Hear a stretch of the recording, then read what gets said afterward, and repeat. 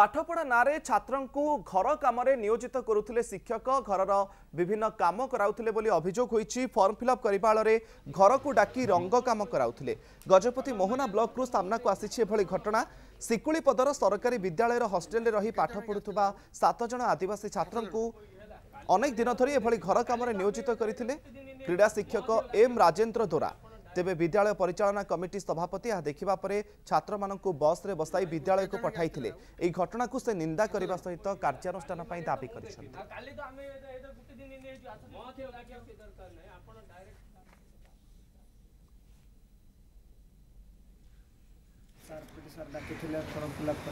Form fill up कल form fill up कर कौन कर केत दिन है काली आस के जन आस 7 जन आस तुम 2 जन आस बड़का पिला भितर अच्छा ना कहीपर कहले हाँ हाँ हाँ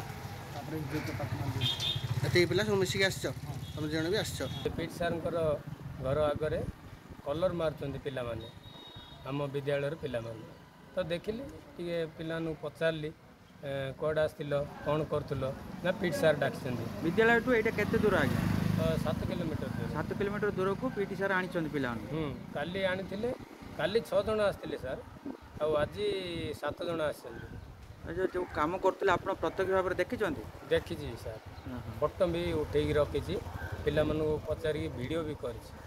अच्छा तो केते जन सब पिला एबे काम लगी आप देखला एबे बाहर 2 जन थिले आ भितर 5 जन थिले।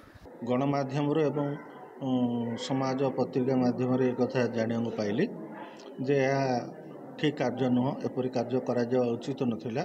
मु या विषय खूब शीघ्र अनुसंधान करी एवं तार गोटे रिपोर्ट तैयारी करी डीओ सार को प्रदान करी से जहाँ किसी पदक्षेप ना यहाँ बहुत दूर दुखद घटना एपरी करा उचित नुह कारण पिला को पाठ पढ़ाई हॉस्टेल रखाई घरे नियोजित करने रखाएनि तेबे से जदि एक काम कर भूल करछंती तेबे ए भूलर प्रकृत भाव में सी नियम अनुसार से दंडित हेबे जहाँकि डीओ सार को रिपोर्ट करी।